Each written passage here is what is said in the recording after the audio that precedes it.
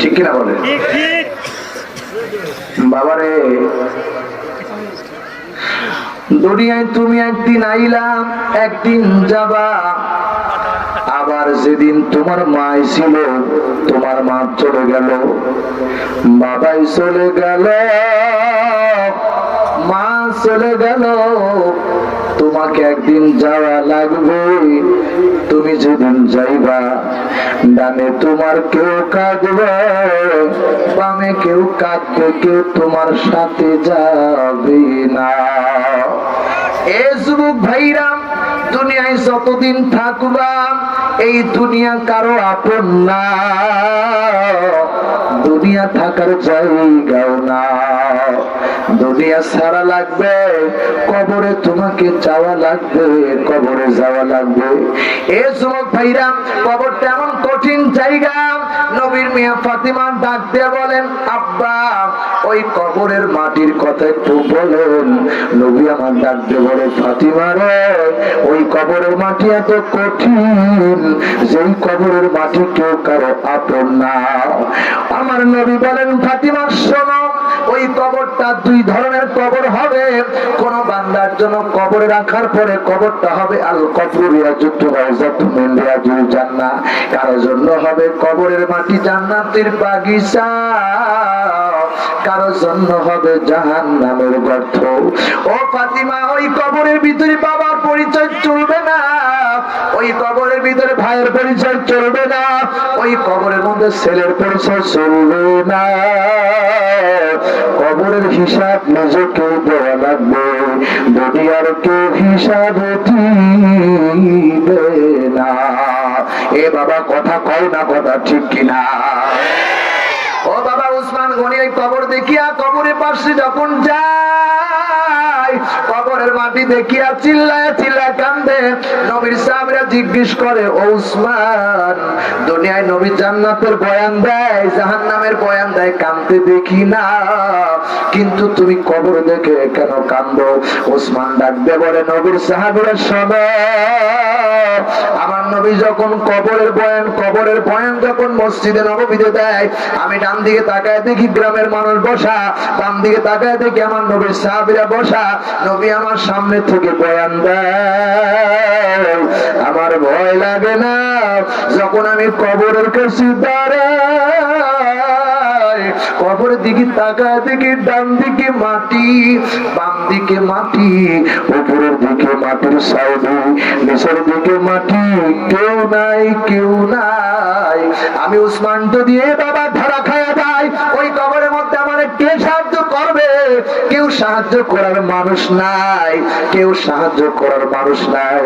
নবী আমার ডাক দিয়ে বলে, ও বান্দা, কবরের মধ্যে যখন যাইবা, বেঈমানের কবরের ভিতর 99টা সাপ আসবে, একটা সাপ একবার যদি সবল দেয়, আমার নবী বলেন 70 দিন 40 দিন পর্যন্ত একদিনও 1 সেকেন্ডের জন্য যন্ত্রণা করবে না। এ বাবা, ওই কবর যদি তোমার জন্য জাহান্নামের গর্ত হয়ে যায়, কেমনে সহ্য করবা? সইতে পারবা না। এ বাবা, ওই কবরের যাত্রী আমরা সবাই, কবরে কেউ দুনিয়ায় বাঁচতে পারবে না, সবাই কবরে যাওয়া লাগবে, কবরের মাটি তাকে নিয়ে গ্রহণ করা লাগবে, ওই কবরে জবাব দেওয়া লাগবে। যখন আল্লাহর ফেরেশতারা বলবে, মান রব্বুকা, তোমার রব কে?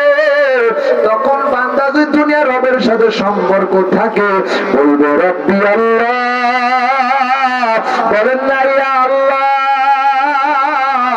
সবাই বলেন না ইয়া আল্লাহ। আল্লাহু আকবার, আল্লাহু আকবার। ওই কবরের মধ্যে যখন বেঈমান যাবে, 99টা সাপ পেছায়া ধরবে, পেছায়া যখন ধরবেন, একটা নবীজি বলেন, একটা সাপের মাথা, ওই গুনাহগার বেঈমানের যতটি পাপ থাকবে ততটি মাথা হবে, পেছায়া পেছায়া কামড়ায়া কামড়ায়া শেষ করবে। একবার সবল দিল 40 বছর আগে, 1 সেকেন্ড আগে যন্ত্রণা কমবে না। এবং একবার সবল বাড়লে 40 গুণ মাটির নিচে চলে যাবে, আবারও কাঁদতে থেকে হাসতে হাসতে তুলবে, আবার আবার আবার দংশন করবে। এমনি ভাবে কানা ফেরেশতা থাকবে, হাতের উপর পিটাইবে, একবার পিটাই দিলে 40 বার মাটি মিটে দেয়, আবার তাই না তুলবে, ওখান থেকে তুলে আবার পিটাবেন। এত বড় কঠিন জায়গা কবর, এই কবর, এই কবর। ওসমান চোখের পানি ফেলাই দিয়া কান্দে আর বলে, ও নবীর সাহাবীরা, ওই কবরে আমি কেমনে থাকবো, ওই কবরে আমি সইতে পারবো না। এই যুবক ভাইরা প্রতিজ্ঞা করো, ওই কবর তোমারও আমারও আছে। এই যুবক ভাইরা মাথায় টুপি দিলাম, তোর মতো আমি কম শিক্ষিত না, তোর মতো আমি মেধাবী কম না, আমার যৌবনও কম না, আমি এখনো বুড়া হই নাই, মাথায় টুপি দিলাম, দাড়ি রাখলাম, এই দাড়ি তোর মতো সেবা আমিও করতাম, তোর মতো যুবক হইয়া থাকতে পারতাম, কিন্তু একটা কারণে পারি না। ওই কবরে আমি কি জবাব দেব, ওই কবর আমার কি অবস্থা হবে, এই জন্য পারি না। এ যুবক ভাই, তোর হাতে ধরে পায়ে পড়ে গেলাম, ও যুবক ভাই, 5 ওয়াক্ত নামাজ ছাড়িস না, রমজান মাসে রোজা রাখবি, ছাড়বি না, ছাড়বি না। রমজান মাসে রোজা যদি ছেড়ে দাও, নামাজ ছেড়ে দাও, তুমি যদি জাহান্নামের আগুন হইয়া যায়। কবর আল্লাহ দিতা তলিওয়ালা ফিদা, আমার আল্লাহ ডাকতে করে জাহান্নামের আগুন দাও দাও করে যখন চলবে, চতুর্দিকে বেষ্টন করে নিবে, ওই আগুন বান্দার ডানে লাগবে না, বামে লাগবে না, বান্দার কলিজার মধ্যে দাও দাও করে চলবে। এই যুবক ভাইরাই আগুন সইতে পারবে না। এই যুবক হাত তুলে দেখাবার জীবন নামাজ কাদা করবে না, কারা কারা যেটা তুই হাত তুলে দেখাও। লিল্লাহে তাকবীর, লিল্লাহে তাকবীর। আল্লাহ আমার এই যুবক ভাইদের কবুল করো, আজকের মাহফিল কবুল করো, আজকের এই প্রোগ্রামটা তুমি কবুল আর মঞ্জুর করো। সবাই বলেন আল্লাহুম্মা আমিন। ওয়া মা তাওফিক ইল্লা বিল্লাহ। আসসালামু আলাইকুম ওয়া রাহমাতুল্লাহ।